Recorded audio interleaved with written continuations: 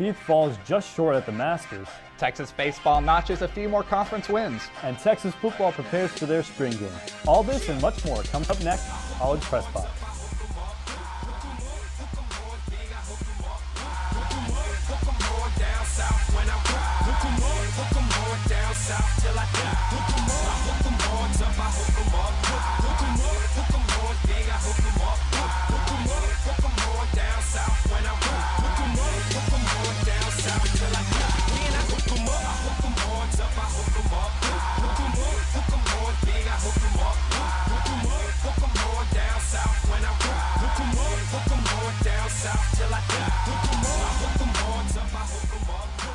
Welcome into College Press Box. I'm your host, Mark Skol Jr., alongside Matt Adams. Matt, how are you doing today? You know, I'm still recovering from that Spurs loss yesterday. I'm upset that they ruined our record. I know for you, being a Bulls fan, them tying this 72 wins, we're both in the same boat right now. You know, I'll tell you what, Matt, if I was doing any better, it wouldn't be fair to everybody else. Well, you say that often. All right, let's jump right into it. Texas baseball started the week off in a Tuesday matchup with A&M Corpus Christi, and the story of the game was the Islanders starting pitcher Aaron Hernandez. Hernandez lasted just 2/3 of an inning against the NAIA University of Houston Victoria Jaguars, but on Tuesday against Texas, he was unhittable.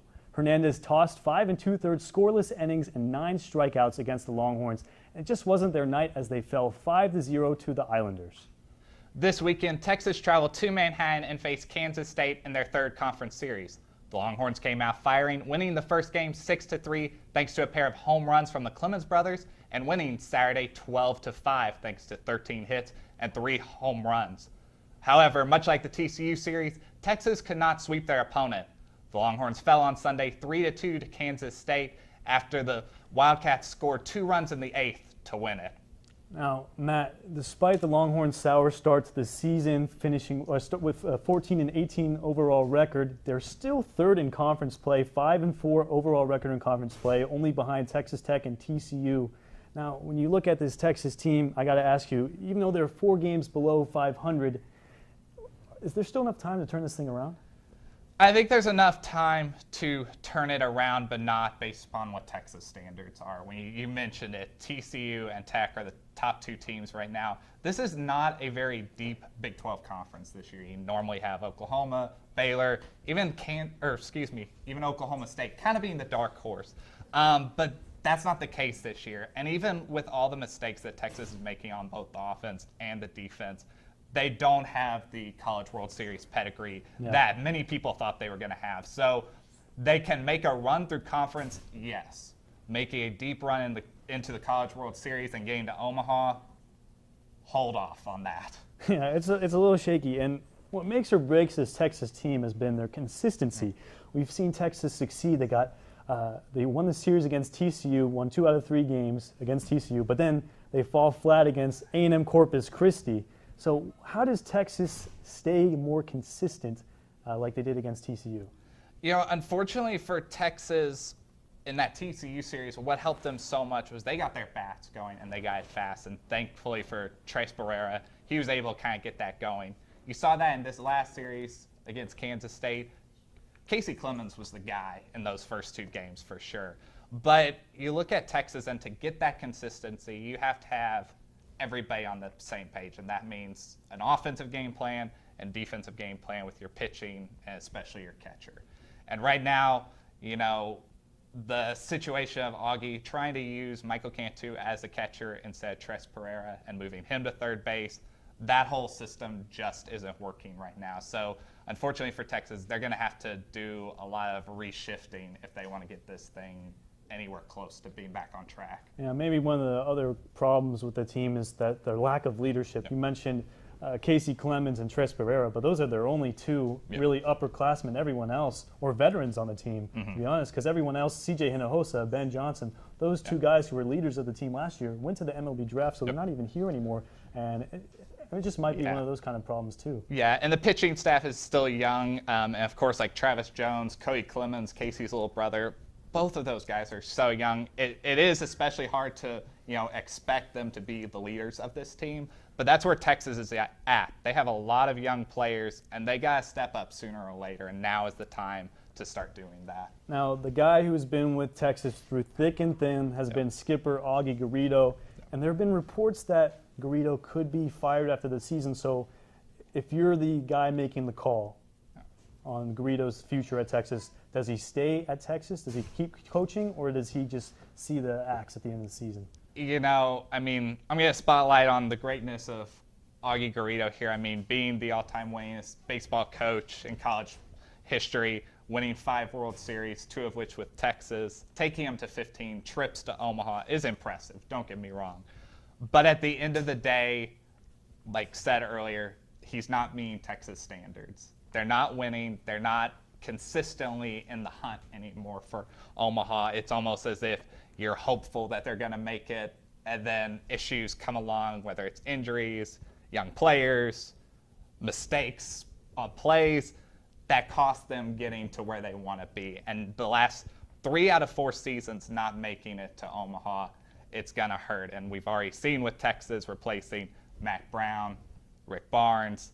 They're in that phase of wanting to get young blood in here and try to get Texas back on the map. So unfortunately, as much as fans might want to see Garrido, it's time for him to probably step aside. Yeah, Garrido, definitely a Texas coaching legend, probably one of the great Texas coaches of all time. 1,963 career wins, like you mentioned, 15 career College World Series appearances, but he's definitely a great coach. Yep. And we'll see what happens at the end of the season. But thank you, Matt, for sharing your thoughts on Texas baseball. And when we come back, we'll talk some Texas softball. Don't go anywhere. It's College Press Box.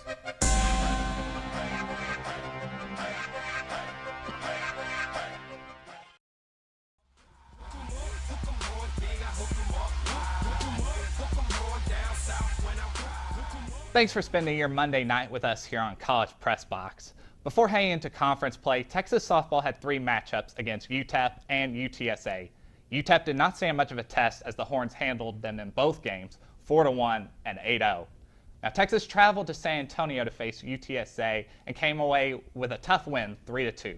Sophomore pitcher Kristen Clark had a career high of 9 strikeouts, and junior third baseman Selena Felix was 3 of 4 from the plate and hit a solo home run to take the lead in the top of the 7th. The Horns led through 4 innings, but by the 6th, UTSA had tied it up 2-2. And thanks to Clark getting that home run, the Horns were able to sneak away with the victory and head into conference play, winning 5 straight games. Now, heading into the weekend, the Longhorns softball team was winless in conference play, but they haven't played at home in conference. This weekend, Texas played their first home series of Big 12 conference play against Texas Tech, and their performance lived up to their expectations. The Longhorns dropped Game 1 3-2, but responded with a 2-0 win on Saturday, and on Sunday, Texas earned its first Big 12 series win in front of the largest home crowd at Red and Charlene McCombs Field this season, thanks in large to a large breakout performance by Becca Alcocer. The freshman designated player went 2 for 3 with 4 RBIs to lift the Longhorns to an 8-4 win over the Red Raiders on Sunday afternoon. Now, as we delve deeper into the Texas softball discussion, we are joined by softball analyst Jordan Sanchez. Jordan, how are you doing tonight, my man? I'm doing well, Mark. Thanks for having me out on the show. Now, well, Jordan, Texas faced Texas Tech this weekend, taking the conference series from the Red Raiders 2-1. What was the key to the victories this weekend? I think Tiara Davis. This girl was lights out on the mound. Starting all 3 games this series, Davis only gave up 4 earned runs while dealing 19 strikeouts in 19 innings of work. With 2 wins this weekend, Davis became just the 6th pitcher in Longhorn history to reach the 40-win mark, while also becoming the 6th pitcher in Texas history to toss 400 frames in her career. I like the point about Tiara Davis. Matt, what say you? Yeah, I definitely agree with the Tiara Davis. When she's 16-8 this year, it's very impressive. And, of course, she's been a hitter as well. But I want to stick with the hitting because they got a lot of hitting in many different areas. You mentioned Becca Alcocer. With her home run. She was phenomenal this weekend. But you also have to rely on Reagan Hathaway, a freshman. Stephanie Seo also got in some action. So there are a lot of different players that got their bats going, and that's been one of the things that's been missing from this Texas softball team so far this year. Alcazar is her first career start, and she played very well. But Texas this weekend, they gave top performances in terms of pitching and having depth in their lineup. Going forward, Jordan, what players stand out to you? I think obviously Lindsey Stevens Stevens is just one two-bagger away from tying the single-season doubles record. As a senior, she's got 15 regular season contests left, plus the postseason, so expect to see her become the new champ holding that record. And then I've got Paige von Sprecken. Over Texas' last 7 games, the sophomore has batted .538 with 3 doubles, a triple, and 5 RBIs. And don't forget, she can pitch too. In her last 13 innings on the rubber, Sprecken has given up only 1 run while dishing out 9 strikeouts. Now, Jordan has Lindsey Stevens, Paige von Sprecken. Matt? You know, it's hard to disagree with that. Everybody knows about Lindsey Stevens, but I really love what Paige von Sprecken has been doing. She's a young pitcher in this lineup, but she can do, in some ways, more than Tiara Davis in both terms of hitting and being a pitcher. She's just been solid on both ends of it, and that seems to be throwing teams a little bit of curveball in there, I guess. So definitely keep an eye on Sprecken. Now, like we mentioned earlier, freshman Becca Alcocer got her first start of the season, and she was going off at the plate, 2 for 3 at the plate while accumulating 4 RBIs. Do you think her debut, Jordan, we'll start with you, locked her into a spot in the lineup, heading forward into the season? You know, I think that's really tough to say. Texas has used different 1 through 9 lineup combos in its last 14 of 15 games. In fact, the Longhorns have only used the same 1 through 9 combo just 4 times this year. Just given the depth and talent of this Texas roster, I think it'll be hard for Alcázar to become a consistent starter this year, although I would not be surprised if she did get a couple more starts under her belt just so Coach Clark can start building her hitters' confidence heading into next season. I believe that we can still expect to see her, though, as the Horns' go-to pinch hitter. What are your thoughts, Matt, on Jordan's statements? I think he's definitely right in terms of they got to start thinking about getting young players ready for the future. When you look at Lindsey Stevens, Stephanie Wong, Stephanie Seo, they're all 3 of those are at that point in their career where it's coming to an end. And you got to get these young players ready and thinking that you're going to be making a tournament run later on. Mm-hmm. Being the pinch hitter, it's going to be very hard to get in there, especially with those players. Even though Wong and Seo have been struggling at the plate, the coach is still going to rely on them more than Alcázar. So in that regard, I see it being hard for her to get more in the rotation. But otherwise, definitely keep an eye on her because she could be a name for the future. Yeah. And as always, Jordan, thanks for coming on tonight. I really appreciate your insight on Texas softball. It's always a pleasure, fellas. And when we come back, Mark and I will take a look at golf, volleyball, and tennis from this weekend. Stay tuned for more on College Press Box.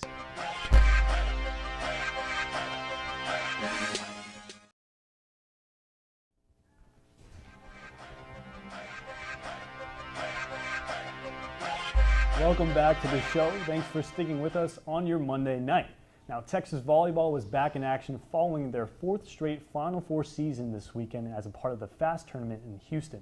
Texas finished the day with 2 wins against the University of Houston and Stephen F. Austin, and tied with Mississippi State and conference rival Oklahoma. Texas hosts its second spring match this Friday at 7:30 p.m. versus Rice at Gregory Gym. Men's tennis had a full week of action. On Tuesday, Texas traveled to Waco to take on Baylor, but fell 4-2. Then the Longhorns this weekend had an onslaught of matches against top 15 opponents in Oklahoma State and Oklahoma, while also taking on Prairie View A&M. Against Oklahoma State, Texas came away winning 4-0. Now in the doubleheader against the Sooners and Prairie View, the Longhorns had 2 different identities. Texas was swept by number 9 Oklahoma 4-0, but bounced back in the second matchup to defeat Prairie View A&M 7-0. Texas will play its final home matchup this upcoming Saturday against TCU, and Michael Reichman will be honored during Senior Day festivities before the matches start. The Texas women's tennis team dropped the doubles point but produced 4 single wins and rallied to a 4-3 victory over TCU Sunday afternoon at TCU's Bayard H. Friedman Tennis Center. 2-time All-America senior Brianna Addison notched her 32nd singles win of the season and pulled Texas within 2-1 with her 2-set win over Marie Norris. Sophomore Danny Wagland split her first 2 sets with TCU's Seda Arkenton at third singles before putting away a 6-2 third set win to wrap up the 4-3 victory for the Longhorns. Women's golf competed in the Ping Invitational on Sunday in Tempe. The team finished 7th overall in a tournament that hosted 7 teams in the top 17. Sophomore Sophia Schubert finished tied for 4th place and finished with her 3rd top 4 finish of the season. Schubert also finished better than 8 of the nation's top 25 golfers. Other notable finishes include senior Natalie Karcher and Julia Beck, who tied for 36th and 41st respectively. Now, today on Press Box, we have a special guest. Former Texas basketball player Will Clay joined us live via phone. Will, how are you doing today? Hey, well, thanks for having me. I'm just in Houston, out here in Houston, just enjoying this weather here in Houston and getting ready for basketball practice. But thanks for having me, Mark. Thanks for having me. For those listening who don't know, you started off your collegiate basketball career at San Jacinto Junior College and then transferred to Texas, where you played for 2 seasons. What was your favorite moment wearing the burnt orange and white? And do you have a specific in-game moment that sticks out in your mind? Well, the best thing is coming through that tunnel. You get goosebumps coming through the tunnel and seeing all the fans. I think our first year there, we won the Big 12 that year, and it was just a great team. We had just great team chemistry. We had guys that run through a brick wall. Whatever it takes. Whatever Coach Barnes asked us to do, we did it, and we did it as a team. And that year, like I said, we won the Big 12. But it was just, to me, just a great experience because it was like a dream come true to me. When you were on campus, Rick Barnes was the head coach, and now that it's Shaka Smart, and since he stepped on the 40 acres, he's made it known he wanted to connect with former Texas basketball players and coaches. Has Shaka reached out to you at all? I haven't met Shaka yet, but I'm looking forward to it. I'm definitely going to go to the reunion this year, and I'm looking forward to meeting old Shaka. I hear that he's one of those players type coaches, and he lets his players play, and he's a great guy. And games that I watched this year, one of the things that I've noticed is that all those players, was playing for the university, but they was also playing, for their coach, and that says a lot about him and his character and what he brings to that university. So I'm looking forward to meeting him, and I'm looking forward to seeing actually everyone when we go back to this reunion in September. Now, former Longhorn legend Kevin Durant will be a free agent after the 2016 NBA season, and I know you were close with Kevin. In your opinion, do you see him staying in Oklahoma City or leaving for a big city market? Kevin, he's such a humble and down-to-earth guy. I think whatever decision he makes, he's very family-oriented, and he's just one of those type of guys. He's going to make the best decisions for him and his family, and whatever he do decide, I'm happy for him, and I'm happy that I had the privilege to even meet the guy, and it's a story. I have a daughter who lives in Austin who she goes to Del Valley, and she remembers Kevin Durant because when I was in school. While I was back in school taking some classes, Kevin Durant was there, and we had to. He rode with me. I took him home, but my daughter remembered him because every time she sees him on TV or she sees a commercial, she's like, Dad, that's Kevin Durant, and I didn't even get an autograph. so that's just something that I just, I wish him well, but I know wherever he's at, if it's Oklahoma City, wherever, he's going to keep doing well like he has been. Now, regarding Kevin Durant, I heard you used to beat him in pickup basketball games and get inside his head. Is this true? Well, I won't say beat him, but I used to foul. No, it was just very competitive. It's open gym. We get in there, we get after it. But I wouldn't say Kevin Durant, but I will say that with the type of defense that I play and that, the type of competitor that I am, I just try to make it difficult for whoever I'm guarding. But I wouldn't say necessarily say I just got out there and beat Kevin Durant one-on-one. I don't think too many people can do that. Yeah.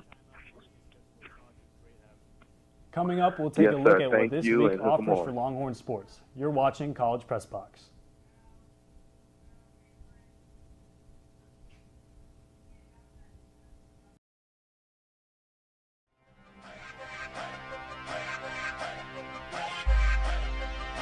Welcome back, and thanks for sticking with College Press Box here. Now, Mark, we've avoided this topic on the show so far. Jordan Spieth and the Masters.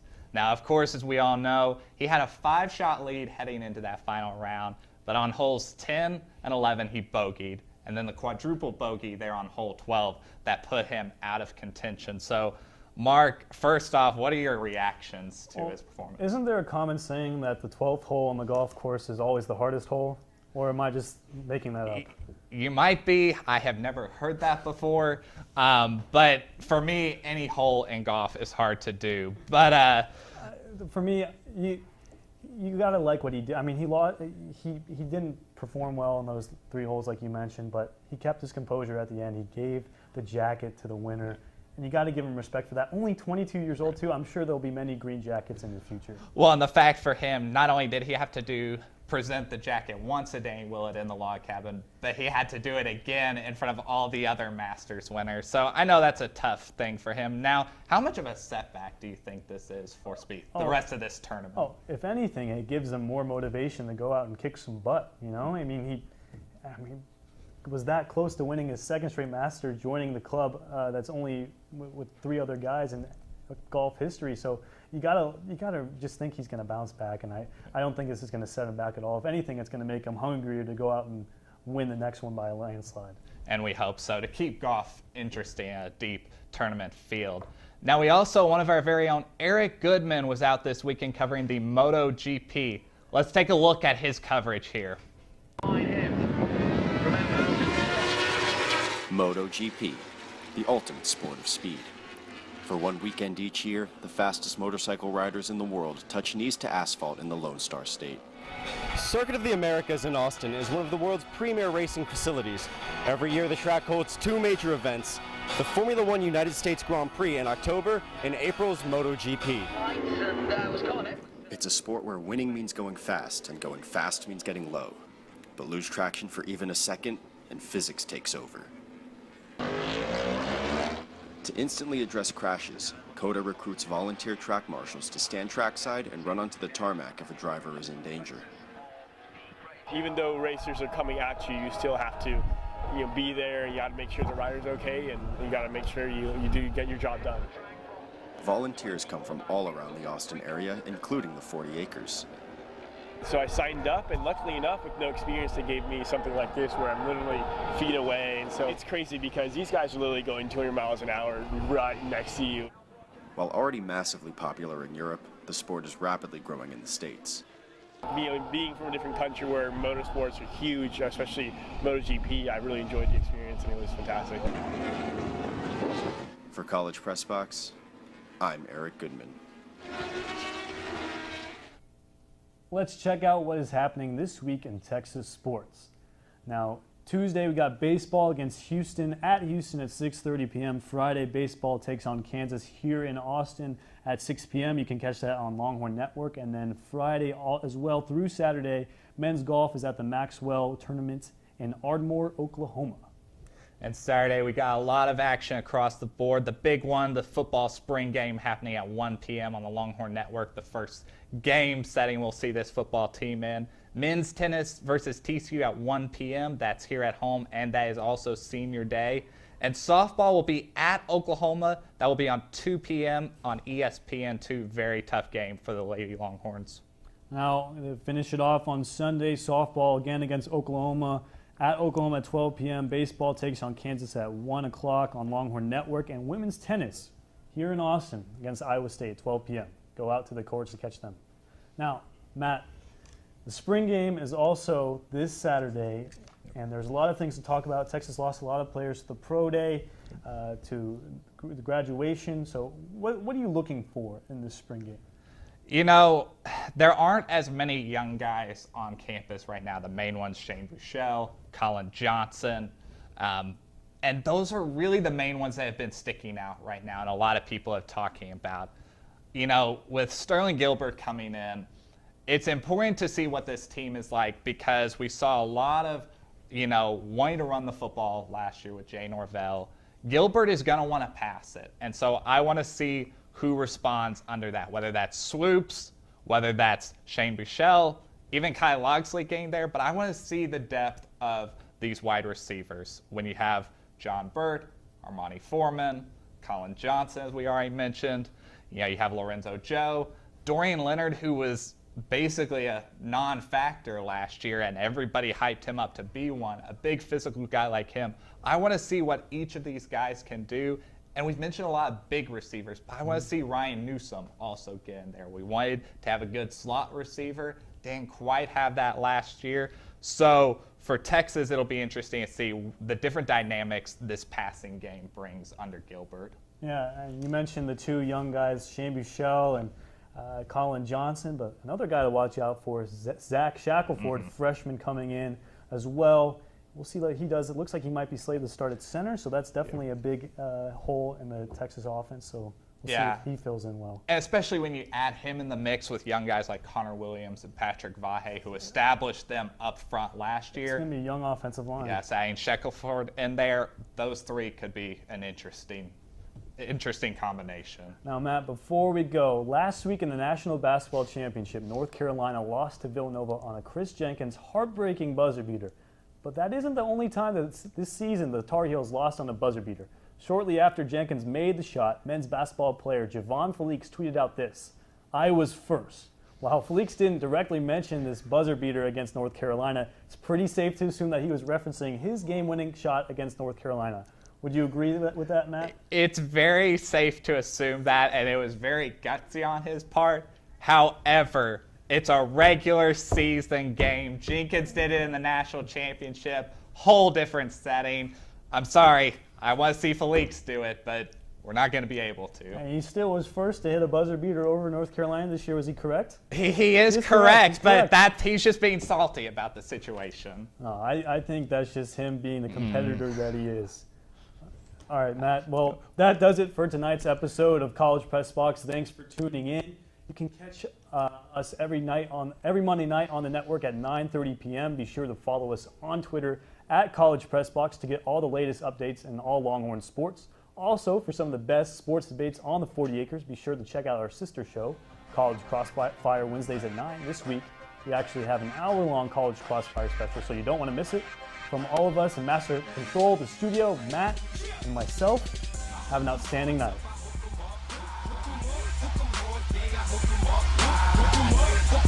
Down south.